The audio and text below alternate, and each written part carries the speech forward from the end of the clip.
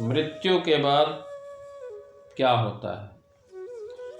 यह एक ऐसा प्रश्न है जिसका उत्तर जानने की इच्छा सभी को होती है और सभी अपने अपने तरीके से इसका उत्तर भी देते हैं। गरुड़ पुराण भी इसका उत्तर देता है। तो आइए जानें गरुड़ पुराण के अनुसार मृत्यु के बाद क्या होता है।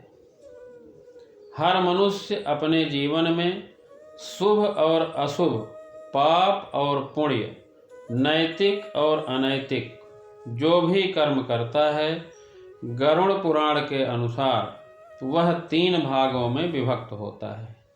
पहली अवस्था में मनुष्य अपने शुभ अशुभ, अच्छे बुरे कर्मों को इसी लोक में भोग लेता है।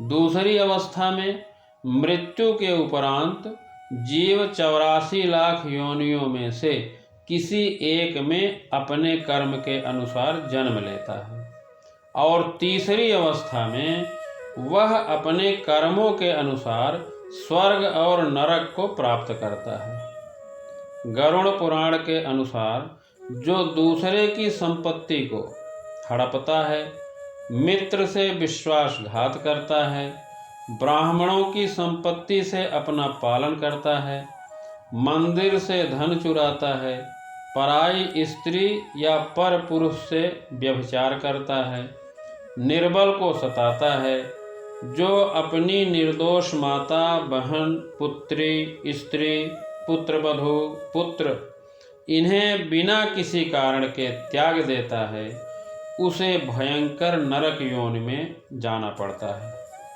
एवं उसकी कभी मुक्ति नहीं होती है। इस संसार में भी ऐसे पापी व्यक्ति को अनेक रोग एवं कष्ट घेर लेते हैं। व्यापार में हानि, घर में कलह आदि आदि दुख से वह जीवन भर दुखी रहता है। अंत समय उसका बड़ा कष्टमय होता है तथा मरने के बाद वह भयंकर प्रेत योनि में चला जाता है। शीघ्रं प्रचल दुष्टात्मन गतोषित्वं यमायलं कुंभीपाका दिनरकात्वं नेष्यामश्च माचिम। अर्थात दुष्ट एवं पापी व्यक्ति को यमदूत पकड़कर कुंभीपाक आदि नरकों में कोड़े मारते हुए या घसीटते हुए लिए चलते हैं। वहाँ यमदूत उसे पास में बांध देते हैं। वह भूख प्यास से अत्यधिक व्याकुल और विकल होकर दुख सहन करते हुए रोता है। उस समय मृत्यु काल में दिए दान अथवा स्वजनों द्वारा मृत्यु के समय दिए पिंडों को वह खाता है, तब भी उसकी तृप्ति नहीं होती। पिंडदान देने पर भी वह भूख एवं प्यास से व्याकुल लगता है। मांस भक्षण करने वाले व्यक्ति को नरक में वे सभी जीव मिलते हैं जिनका उसने मांस भक्षण किया था और वे वहाँ उसके मांस को नोचते रहते हैं तथा वह कई कल्पों तक प्रेत योनि में भटकता रहता है। जब ऋषि के श्राप से प्रेरित तक्षक नाग राजा परीक्षित को डसने जा रहा था, तब रास्ते में महर्षि कश्यप से उसकी भेंट हुई। तक्षक ने ब्राह्मण का वेश बनाया और पूछा, महाराज आप इतने उतावले में कहाँ जा रहे हो? तब ऋषि कश्यप ने कहा कि तक्षक नाग राजा परीक्षित को डसने जा रहा है और मेरे पास ऐसी विद्या है कि मैं राजा परीक्षित को पुनः जीवित कर दूंगा। तक्षक ने सुना तो अपना परिचय दिया और बोला, ऋषिवर मैं ही तक्षक हूँ और मेरे विष का प्रभाव है कि कोई आज तक मेरे विष से बच नहीं सका। तब ऋषि कश्यप ने कहा, मैं अपनी मंत्र शक्ति से राजा परीक्षित को फिर से जीवित कर दूंगा। इस पर तक्षक ने कहा कि यदि ऐसी बात है तो आप इस वृक्ष को हरा भरा करके दिखाइए, मैं इस वृक्ष को डस कर भस्म कर देता हूँ। ज्यों ही तक्षक नाग हरे भरे वृक्ष को डंस मारा, त्यों ही वह हरा भरा वृक्ष विष के दुष्प्रभाव से जल कर राख हो गया।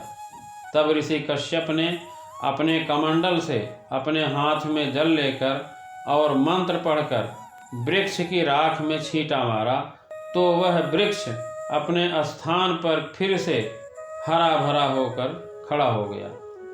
तक्षक को बड़ा आश्चर्य हुआ और पूछा, ऋषिवर, आप वहाँ किस कारण से जा रहे हैं? इस पर ऋषि कश्यप ने बताया कि मैं राजा परीक्षित के प्राणों की रक्षा करूँगा, तो बदले में मुझे बहुत सा धन मिलेगा।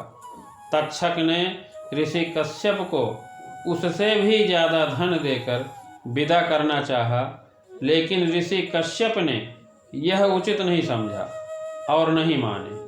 वहाँ पर तक्षक ने ऋषि कश्यप को गरुड़ पुराण की कथा सुनाई, जिससे ऋषि कश्यप को ज्ञान हुआ कि जिसने जो कर्म किया है वह अवश्य ही भोगेगा और किसी को बचाने से कोई बच नहीं सकता।